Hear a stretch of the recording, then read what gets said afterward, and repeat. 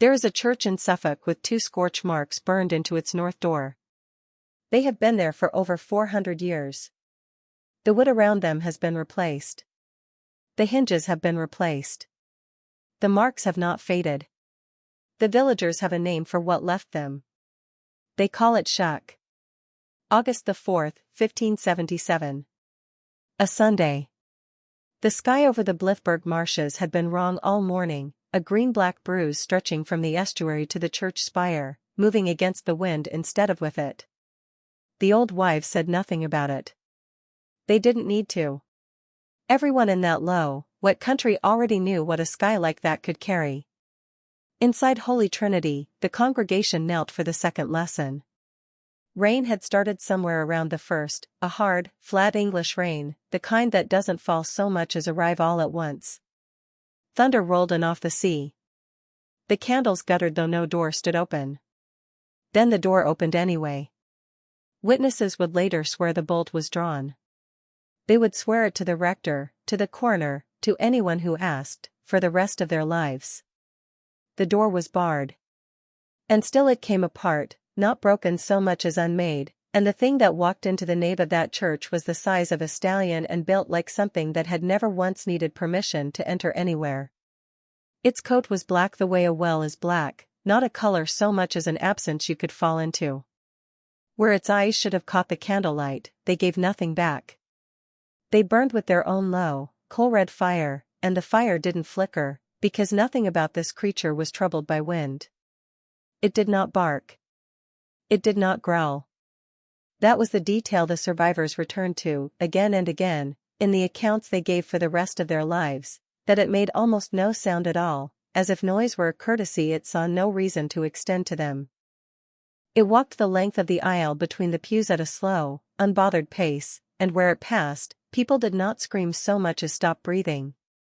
A man and a boy, kneeling together near the chancel, were the ones it chose. No one who was there could later explain why. It did not lunge. It did not need to. It simply arrived where they knelt, and passed through them the way weather passes through a field, and when it had passed, they were dead, not torn, not marked, simply finished, the way a candle is finished when the flame goes out.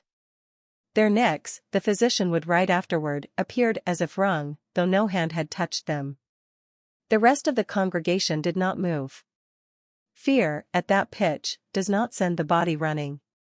It nails the body to the floor and makes it watch. The thing continued down the aisle, unhurried, until it reached the south door.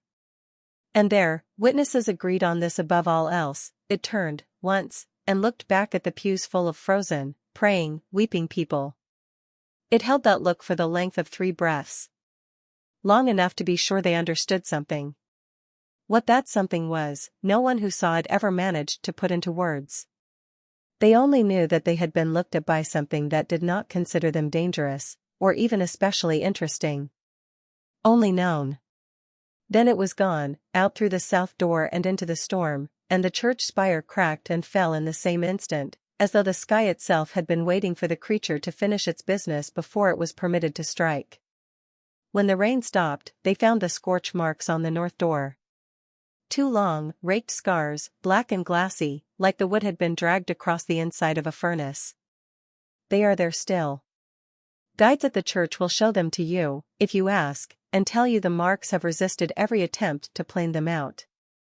12 miles up the coast, at Bungay, the same storm broke over the same kind of church at the same hour, and the same thing is said to have happened there too, the door, the hound, the dead.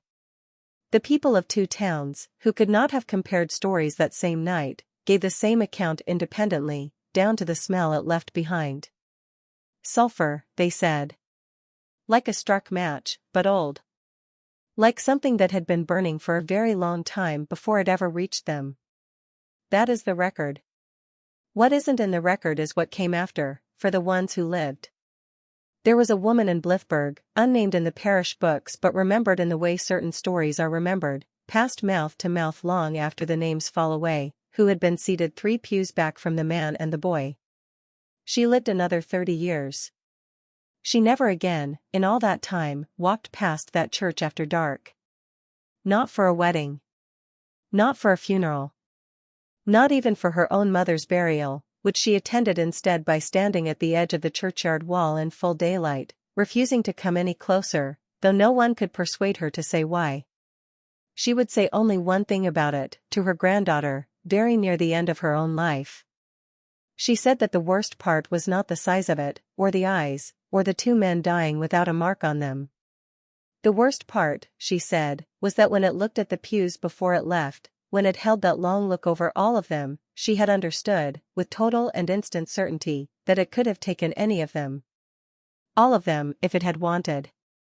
That it had chosen exactly two, and stopped, not from mercy, and not from being sated, but the way a man chooses to eat only half his supper. Because it wasn't finished. Because it would be back. She spent the rest of her life waiting for a debt she was certain had never actually been paid. They still tell you, in that part of Suffolk, what to do if you're walking the coast road after dark and you hear something moving in the reeds beside you, matching your pace, never quite showing itself in the mist. They tell you, don't run. Don't look at it directly. And whatever you do, don't wish it good night, because to speak to it is to be noticed, and to be noticed by Shuck is a debt that comes due eventually, in its own time, on a night of its choosing. The scorch marks on that door are still there. Go and look, if you don't believe it. Just don't go after dark. Please subscribe the channel, hit the like button and comment your thinking. Thank you for watching.